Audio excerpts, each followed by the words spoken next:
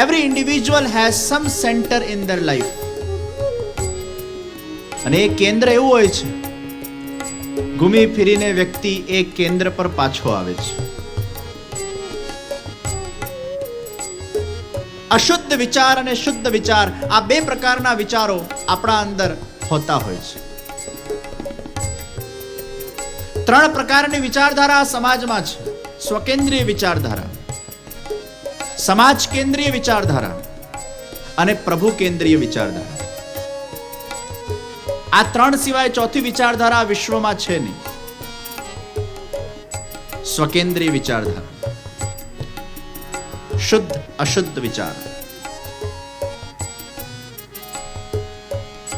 મનોવિજ્ઞાન દ્વારા એવું સ્ટડી કરવામાં આવ્યું કે 90% લોકો સૌથી વધારે આ ત્રણ વસ્તુનો વિચાર કરે છે: ધન, યશ અને કામ. It is a proven fact by the psychology કે માણસ આ ત્રણ વસ્તુનો સૌથી વધારે વિચાર કરે છે. ખાસ કરીને જે સ્વકેન્દ્રીય વ્યક્તિ છે, સ્વાર્થી વ્યક્તિ છે, સેલ્ફિશ છે, જે પોતાના માટે જ જીવે છે, પોતાના માટે જ વિચારે છે, પોતાના માટે જ કરે છે, પોતાના લાભનું જ એનું એકમાત્ર કેન્દ્ર છે, આવા લોકો મુખ્ય ત્રણ વસ્તુ પર કોન્સન્ટ્રેટેડ હોય છે. અગેન, ધન, યશ, એટલે યશમાં બધું આવ્યું: કીર્તિ આવી ગઈ, નેમ આવી ગયું, ફેમ આવી ગયું, એપ્રિસિએશન આવી ગયું. કોઈ આપણા વખાણ કરે તો ફૂલી જઈએ, પછી એટલા ફૂલીએ કે ફાટીએ. મને એમ કહો, કોણે આપણા વખાણ ન ગમે? Everybody likes. It is a universal nature. એવું નથી કે કોઈ એકમાં હોય ને એકમાં ના હોય. આપણને કોઈ એપ્રિશિએટ કરે, આપણી કોઈ તારીફ કરે, આપણા કોઈ વખાણ કરે, એ આપણને બહુ જ ગમે. એમાં ખોટું એ નથી. પણ આપણા વખાણ કરે એ જ આપણને ગમે એ ખોટું છે. આપણા વખાણ કોઈ કરે એ ખોટું નથી, આપણને વખાણ ગમે એ પણ ખોટું નથી, પણ આપણા વખાણ જે કરે એ જ આપણને ગમે, આ ટેન્ડન્સી એ સ્વાર્થી ટેન્ડન્સી થઈ. એટલે પછી એમાં પાછો એવો સિદ્ધાંત નક્કી થયો કે જે આપણા વખાણ ના કરે ને એ નકામો. એટલે પછી આપણે ટેવ પડી જાય कि हमारी जो खुशामद करेगा उसी से हम खुश रहेंगे, लेकिन कभी कोई आपका सत्य को लेकर हजामत भी कर सकता है, उससे भी खुश रहना चाहिए. ઘણી વાર એવું બને, કોઈ આપણને જ્ઞાન આપે, કોઈ આપણને કંઈ કહે, કોઈ માર્ગદર્શન આપે, પછી એ આપણને માઠું નહીં લાગવું જોઈએ. આ તો સિલેક્ટિવ કોન્સેપ્ટ થયો અગેન, કે મને જે ગમે અને મારા સાથે જે કરે એ જ મને ગમે. આ તો આપણું અશુદ્ધિ છે, આ જ અજ્ઞાનતા છે. તો મોટા ભાગના લોકો ધનનો વિચાર કરતા હોય, મને પૈસા કઈ રીતે મળે, ક્યાંથી મળે, કેવી રીતે મળે. પૈસા પૈસા પૈસા, પૈસો મારો પરમેશ્વર, દુકાન મારું મંદિર, હિસાબના ચોપડાઓ મારી પોથી, પૈસા ગણવા મારા જપ, છોકરા છૈયા શાલિગ્રામ, તો સેવા કોણી કરું, પૈસો મારો પરમેશ્વર. એના જીવનમાં એનું કેન્દ્ર, એનું centre of mind is only money, money, money and money. પૈસો હોવો જોઈએ. ક્યારે એવું ન કહેવાય કે પૈસાનો આપણે તિરસ્કાર કરીએ છીએ કે પૈસો ન હોવો જોઈએ. એ સાધન છે. ગાડીને ચલાવવા માટે પેટ્રોલ હોવું જોઈએ. પેટ્રોલ વગર ગાડી ન ચાલે. એમ જીવનની ગાડી ચલાવવી હોય તો પૈસા વગર ન ચાલે, પણ પેટ્રોલના રીતે પૈસાનો ઉપયોગ કરવાનો છે. પણ આપણે આખો દિવસ petrol petrol petrol petrol petrol એની જ માળા જપ્યા કરીએ તો આપણે જ્યાં જવાનું છે, જ્યાં પહોંચવાનું છે, એ આપણો ગંતવ્ય સ્થાન વિચારમાં નથી આવતો. પણ આખો દિવસ પેટ્રોલ પેટ્રોલ પેટ્રોલ પેટ્રોલ. જેનું કેન્દ્ર પૈસો છે એ પૈસાને કેટલો પણ પામશે, પણ પીસ નહીં પામી શકે. પૈસો પામશે, પીસ નહીં પામે. અને આ દુનિયામાં ખોટી કહેવત છે કે પૈસો શાંતિ આપે છે. કોણે કીધું? આ દુનિયામાં જો પૈસો જ શાંતિ આપતે તો આ વિશ્વના બધા જ કરોડપતિઓ શાંત હોતે, સુખી હોતે, એ લોકોના જીવનમાં કોઈ સમસ્યા જ ન હોતે, કોઈ દુઃખ જ ન હોતે. પણ એવું નથી હોતું. આ દુનિયામાં ભગવાન ક્યારે પણ કોઈને પૂર્ણ સુખી નથી બનાવતો અને ભગવાન ક્યારે પણ કોઈને પૂર્ણ દુઃખી નથી બનાવતો. ભગવાન ક્યારે પણ કોઈને પૂર્ણ પરિપૂર્ણ નથી બનાવતો અને ભગવાન ક્યારે પણ કોઈને પૂર્ણ અપૂર્ણ નથી બનાવતો. કોઈના જીવનમાં પૂર્ણતા અગર છે, એક એવી અપૂર્ણતા ભગવાને આપી છે, એકના કારણે જેટલું છે બધું ધોવાઈ જાય છે. 32 દાંતમાંથી એક દાંતરું જાય ને તો જીબડું ત્યાં જ જાય. 31 નો અનુભવ ન હોય તો ये हमारे दुनिया का नियम है.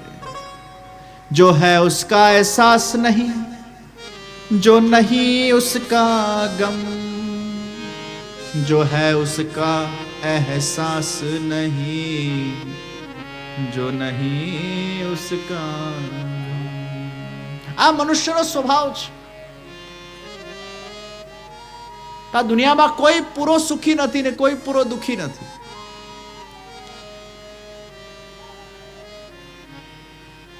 और ऐसे ही दुनिया चलती है.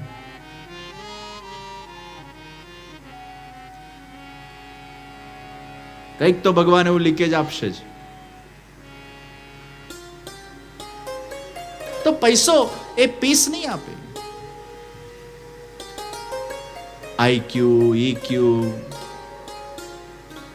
ખૂબ તમે ભણો, ડિગ્રી પ્રાપ્ત કરો, ખૂબ સારું તમારા પાસે આઈક્યુ છે, પણ અગેન આઈક્યુ પીસ નહીં આપે. સારું ઈક્યુ છે, ઇમોશનલ કોશન્ટ, પીસ નહીં આપે. સ્પિરિચ્યુઅલ કોશન્ટ જ તમને પીસ આપશે. એટલે આઈક્યુ ને ઈક્યુ ના સાથે આપણા અંદર એસક્યુ સારો હોવો જોઈએ, અને એસક્યુ જેટલો તમારો સારો હશે તો એનાથી તમને પીસ મળી શકશે.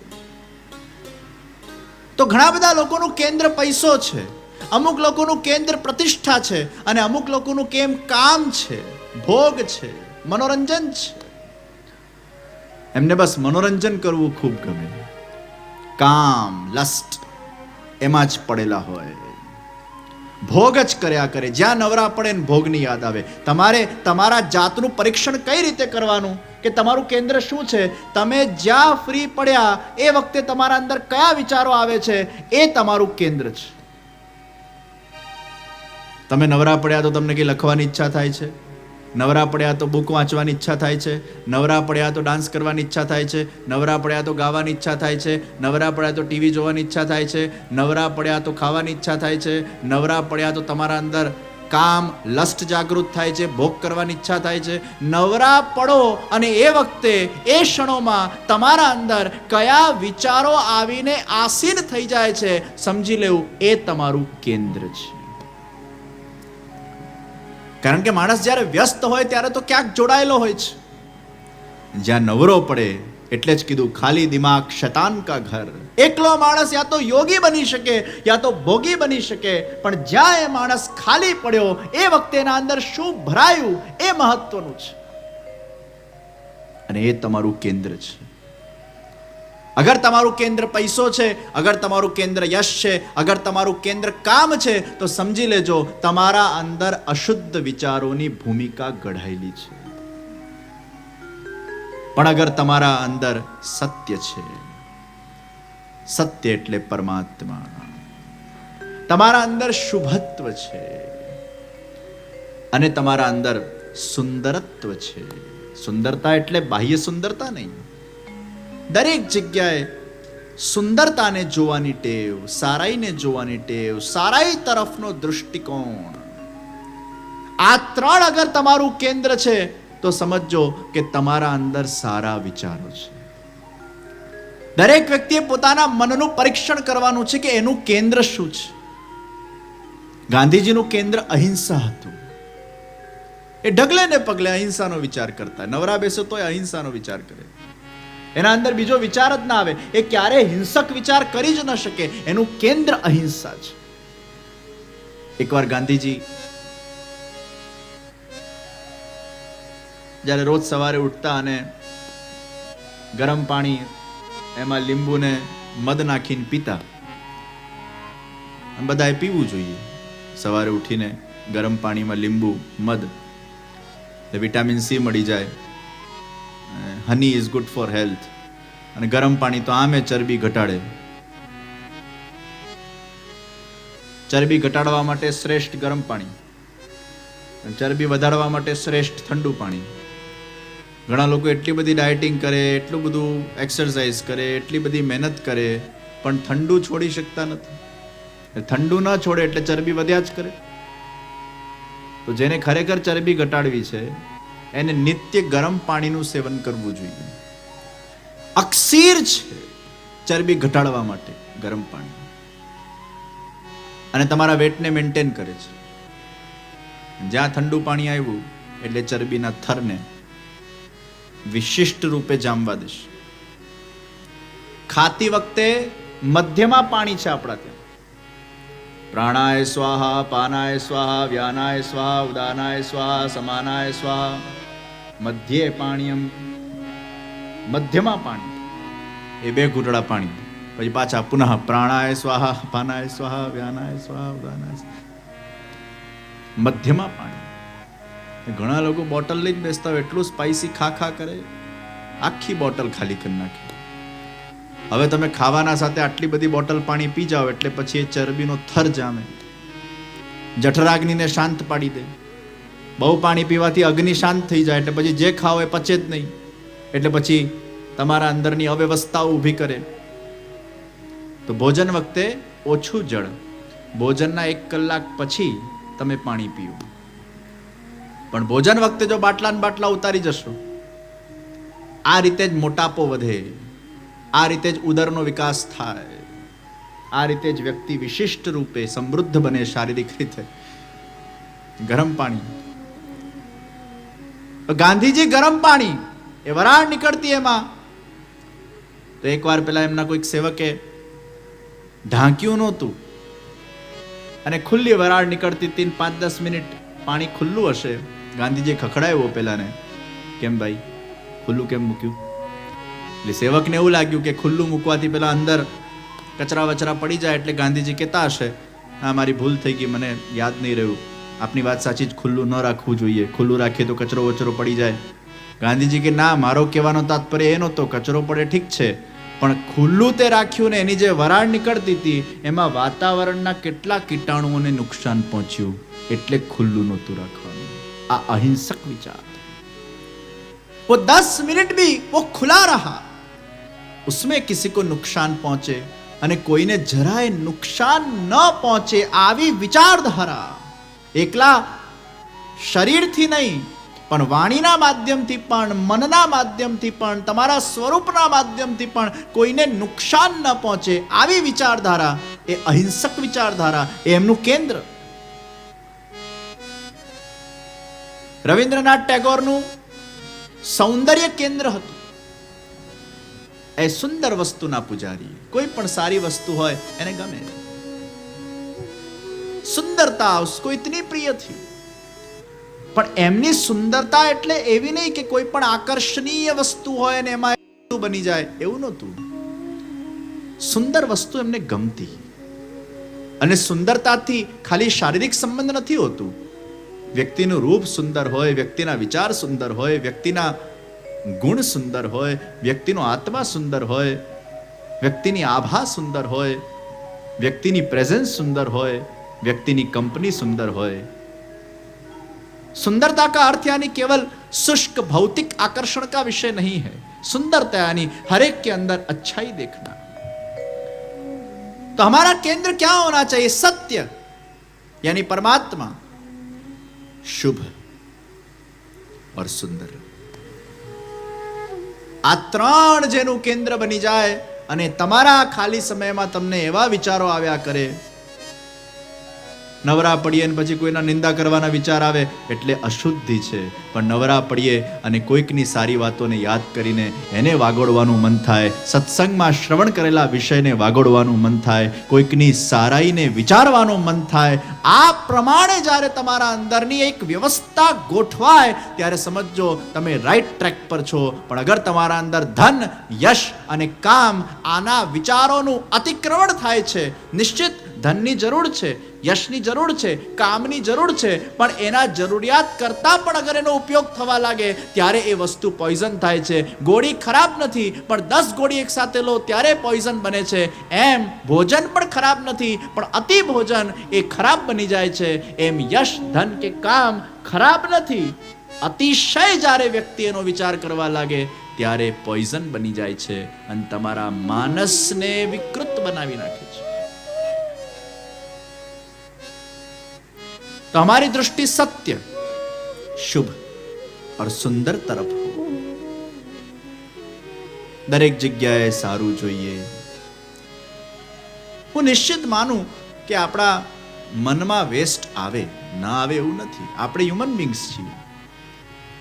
આપણા સાથે કોઈ ખોટું કરે ને પછી આપણે ચૂપ બેઠા રહીએ એવું બને, અને એના માટે સારો જ વિચાર કરીએ એવું બને? એવું ન થાય.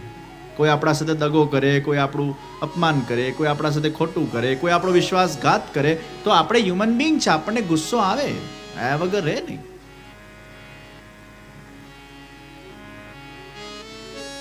પણ એ ગુસ્સાને ભરી રાખવાથી આપણે આપણા મનને વધુ વિકૃત બનાવીએ છીએ.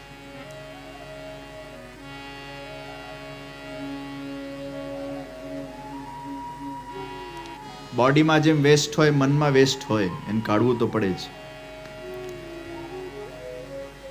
બોડી વેસ્ટને આપણે એકાંતમાં કાઢીએ છીએ, સીધું ગટર લાઈનમાં જતું રહે છે. તો મનના વેસ્ટને પણ એકાંતમાં કાઢવું પડે અને સીધું ડ્રેનેજમાં જતું રહેવું જોઈએ. એ મનના વેસ્ટને બધા સામે કાઢતા નહીં તો વાતાવરણ પ્રદૂષિત થઈ જશે, વાતાવરણ વેખરાઈ જશે, વાતાવરણમાં ગંદકી ફેલાશે. અરે આપણા ઘરમાં કોઈ આવીને કચરો નાખે એ આપણને જરાય પસંદ નથી, તો આપણા મનમાં કોઈ કચરો નાખી જાય એ આપણને કઈ રીતે પસંદ પડે? ઘરમાં કચરો નાખે તો આપણે એના સાથે ઝઘડવા જઈએ, તો આપણા મનમાં કોઈ કચરો નાખવા આવે તો એને સ્પષ્ટ કહી દેવું કે હું આ કચરાઓથી દૂર રહેવા માંગુ છું, મહેરબાની કરીને આ કોઈ કચરો મારા અંદર નાખતા નહીં, મારા અંદર પ્રદૂષણ ફેલાવતા નહીં, આ નિંદાઓથી મારે દૂર રહેવું છે. કોઈને જે કરવું હોય કરે, પણ મને કોઈની નેગેટિવિટી સાંભળવી નથી. I am least interested in those wastage of things. કોઈ આપણું મન બગાડી જાય ને પાછા આપણે રોચકતાથી શ્રવણ કરીએ. તમે એને કચરો ફેંકવા દેશો તો એને કચરો ફેંકવાની મજા આવશે, પણ તમે જો એને રિસ્ટ્રિક્ટ કરી નાખશો, નહીં ફેંકે. અને આપણા મનનો એક સ્વભાવ છે કે આપણને જ્યારે આમ બહુ ઉકળાટ થાય ને એટલે કાઢવા તો જોઈએ જ. પછી બહુ તમે આમ સાધના કરતા હો, ઠાકોરજીની સેવા કરતા હો અને એને પચાવી શકો તો બહુ સારી વાત છે, પણ મોટા ભાગના લોકો પચાવી શકતા નથી. એનો અપચો જ થાય, એને કાઢવું જ પડે, એને વોમિટ તો કરવી જ પડે. તો તમારે એકાદ બે મિત્ર રાખવાના તમારા સાથે, એકાદ બે મિત્ર કે આમ ક્યાંક તમને કોઈનાથી ખોટું લાગે ને તરત એને ફોન કરીને બ્લા બ્લા બ્લા બ્લા બ્લા બ્લા કરી નાખવાનું, ઓકી દો, આખો કાઢો. એકાદ બે મિત્ર સામે કાઢી નાખવાનું. આ ભરાતું રહે ને તો ક્યાંક નીકળશે, નહીં કાઢો તો પાછું એ ક્યાંક તો નીકળશે જ. બોડી વેસ્ટ કાઢવું પડે, એ મન વેસ્ટ કાઢવું તો પડશે જ. એકવાર બોસે પોતાના અકાઉન્ટન્ટને ખખડાવ્યો, કારણ કે બોસનો એના પત્ની સાથે ઝઘડો થયો હતો. એટલે પત્નીનો ગુસ્સો બોસે અકાઉન્ટન્ટને કાઢ્યો. અકાઉન્ટન્ટ ગુસ્સે થયો, એને ગુસ્સો કાઢ્યો એના પિયુન પર. પિયુન ગુસ્સામાં આવ્યો, પિયુને ગુસ્સો કાઢ્યો ઘરે જઈને પોતાની પત્ની પર. એ પત્નીએ ગુસ્સો કાઢ્યો નાના બાળક પર. નાના બાળકને ગુસ્સો આવ્યો, એને એક બોલ લીધો અને સામેવાળાના બારીનો કાચ ફોડ્યો. વિચાર કરો, બોસના પતિનો ગુસ્સો નીકળ્યો सामेवाड़ानी बारी ने फोड़ी. कहाँ का गुस्सा कौन से गटर लाइन में निकला, कहाँ निकलना चाहिए था वो कौन सी लाइन में पहुंच गया. હવે ગુસ્સો નહીં કાઢો તો ક્યાંક નીકળશે, એને કાઢવો તો પડશે જ. એ બાયોલોજિકલ એક પ્રક્રિયા છે. તો તમારે યા તો પચાવતા એને શીખવું જોઈએ, અને યા ન પચે તો પછી તમારા એકાદ બે અંગત મિત્ર કે જે તમને સમજે અને તમે એને સમજો, જેના સામે તમે બધી વસ્તુ કહી શકો, શેર કરી શકો. એકાદ મિત્ર એવો રાખવાનો કે તમારા મનમાં કોઈના પણ માટે ગુસ્સો આવ્યો હોય ને ઠાલવી દો. પણ એ મિત્ર એવો હોવો જોઈએ કે સીધો ડ્રેનેજ લાઈનમાં જતું રહેવું જોઈએ, એને પચાવી શકે. પછી એ પાછો 10 જગ્યાએ જો કહેતો ફરે તો તમે પ્રદૂષણ વધારે ફેલાવ્યું. આ નિંદા કરવા વાળા લોકોને મારે કહેવું છે કે બોડી વેસ્ટને આપણે જાહેરમાં નથી કાઢતા તો મનના વેસ્ટને પણ જાહેરમાં કાઢવું જોઈએ નહીં. એ વાતાવરણને દુર્ગંધિત કરે છે, એને એકાંતમાં કાઢવું. તો આપણું મન છે એને શુદ્ધ તો રાખવું જ પડશે. તો નકારાત્મક વિષયોમાં આપણી રુચિ ક્ષીણ બને અને ત્યારે જ જઈને આપણું અંતઃકરણ શુદ્ધ બનશે. આ નિંદાઓમાં, ઈર્ષામાં, દ્વેષમાં, ભલે આપણા સાથે કોઈ ખોટું કર્યું હોય, આપણને ગુસ્સો આવે, પણ છતાંય આપણે એને સ્વીકારીને એને અન્ડરસ્ટેન્ડ કરીએ, એને એના રીતે લડત આપીએ.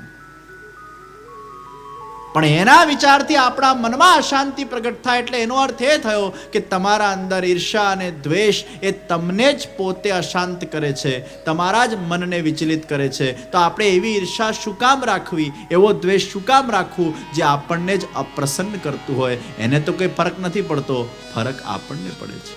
अच्छाई को देखे, शुभत्व को देखे, शुभत्व को अपनाए, मिठास के तरफ हमारा दृष्टिकोण रखे, स्वीकार स्वीकार स्वीकार और स्वागत का दृष्टिकोण रखे.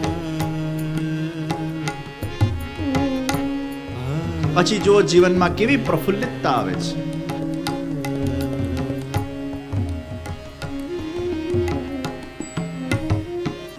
અને કદાચ એનો વિચાર આવી પણ જાય તો એને પણ ધીરે ધીરે દ્રષ્ટા બનીને એને આવા દો અને જવા દો, એમાં પડો નહીં. हम आकाश बन जाए, बादल आते जाते रहते हैं उसमें, लेकिन हम उसमें अपने आप को कहीं भी परोते नहीं. એ મનને આકાશના જેવો બનાવીએ, વિશાળ બનાવીએ. એ આકાશમાં પ્રકાશ પણ છે, આકાશમાં ચંદ્રમાની ચાંદની પણ છે, એ આકાશમાં હવાઓ પણ છે, એ આકાશમાં સમુદ્રની લહેરો પણ છે, એ આકાશમાં વાદળાઓ પણ છે.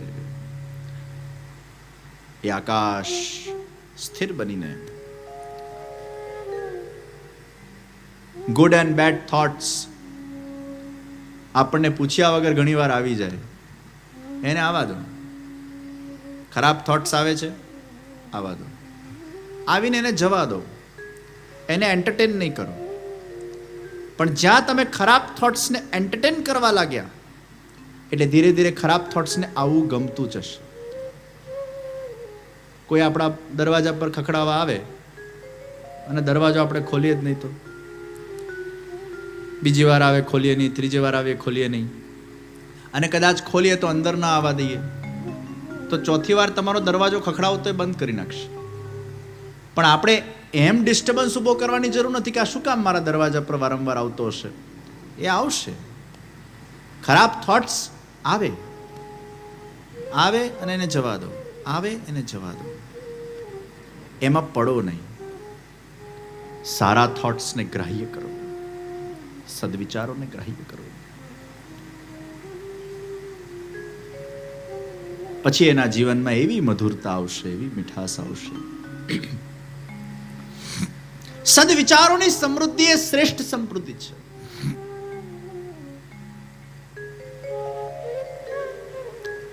The mind is full of good and bad thoughts. When we are happy, we get good thoughts. When we are unhappy, we get bad thoughts.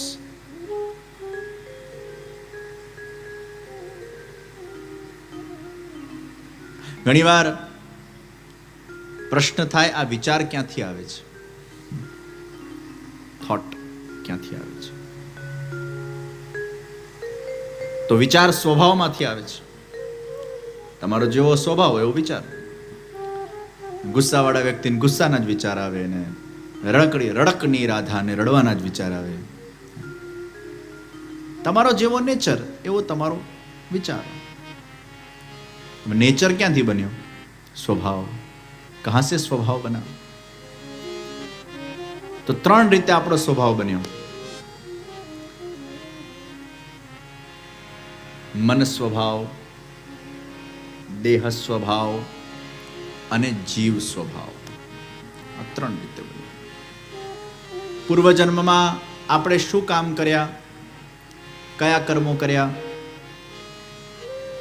કારણ કે આપણો શરીર જ્યારે મૃત્યુ પામે છે અને આત્મા એમાંથી બહાર નીકળે છે, એમાં શરીર સાથે, એ સૂક્ષ્મ શરીર સાથે મન, બુદ્ધિ, ચિત્ત અને અહંકાર, આ 4 વસ્તુ પણ બહાર નીકળે છે, જેને અંતઃકરણ કહીએ છીએ. એટલે ગયા જન્મની બધી મેમરીઝ તમારા અંતઃકરણમાં સ્ટોર્ડ છે, જે આજે તમને ખબર નથી, અને એ તમારા સ્વભાવમાં જોડાય છે. તમારામાં અત્યારે આ જન્મની જ મેમરીઝ છે, પણ ગર્ભના અંદર તમને કયા સંસ્કાર મળ્યા એની મેમરીઝ નથી, તમને ખબર નથી, છે ખરી. ગયા જન્મમાં તમે શું કર્યું તમને ખબર નથી, મેમરીઝ છે ખરી. એક જગ્યાએ મારી પધરામણી હતી, તો એક બેન મને બોલ્યા કે જે મને સાપ જ દેખાયા કરે છે, સાપ જ દેખાયા કરે છે, સાપ જ દેખાયા કરે છે. એટલે મેં એમને પૂછ્યું કેમ આવું થાય છે? મને કે ખબર નથી, મને એ જ દેખાયા કરે છે, મને એ જ દેખાયા કરે છે. એટલે પછી મેં તારણ કાઢ્યું, મને લાગે છે ગયા જન્મમાં તમે સપેરિયા હશો, એટલે આખી જિંદગી પેલા સાપ સાથે જ ગુજારી હોય, તો આ જન્મમાં પછી એને સાપ જ દેખાયા કરે, સાપ જ દેખાયા કરે, સાપ જ દેખાયા. એવું બને કયા જન્મમાં?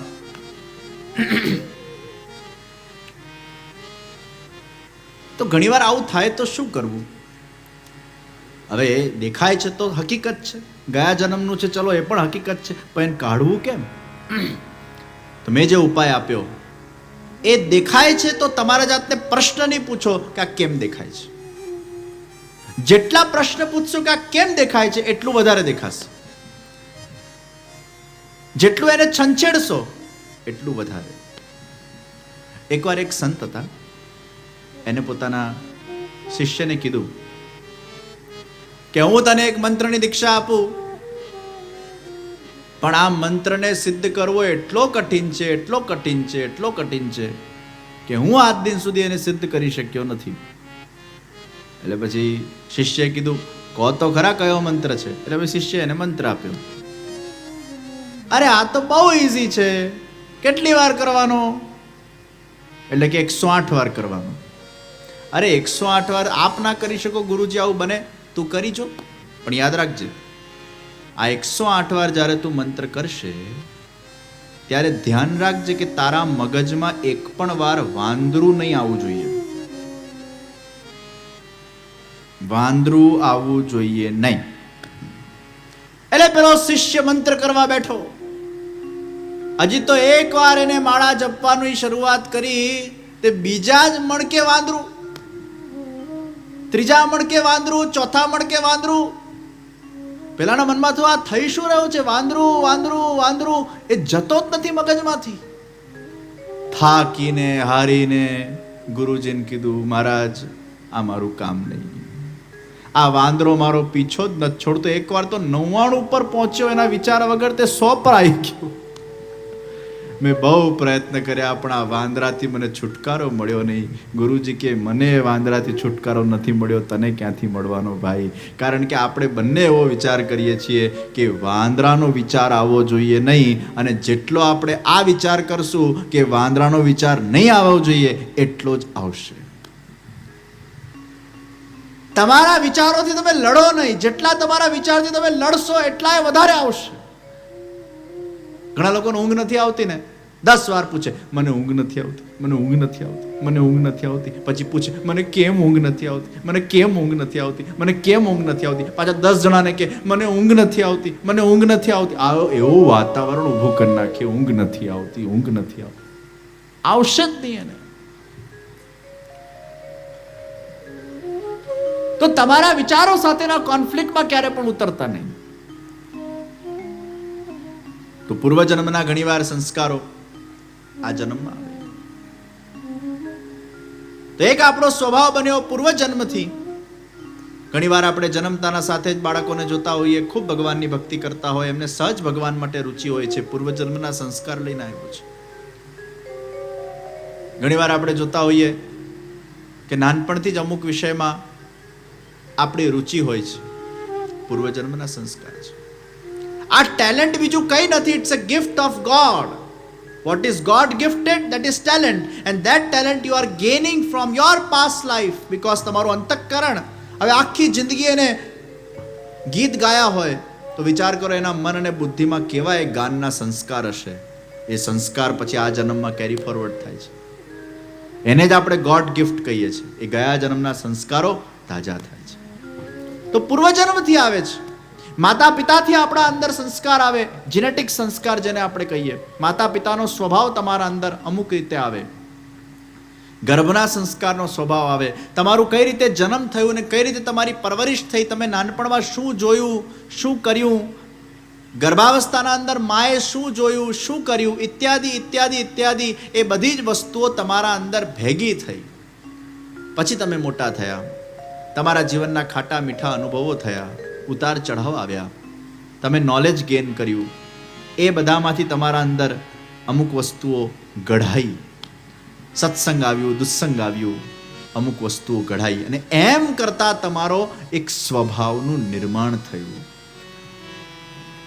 તો મનનો સ્વભાવ, દેહનો સ્વભાવ અને ત્રીજું જીવ સ્વભાવ. તમે ભગવાનના કયા જીવ છો?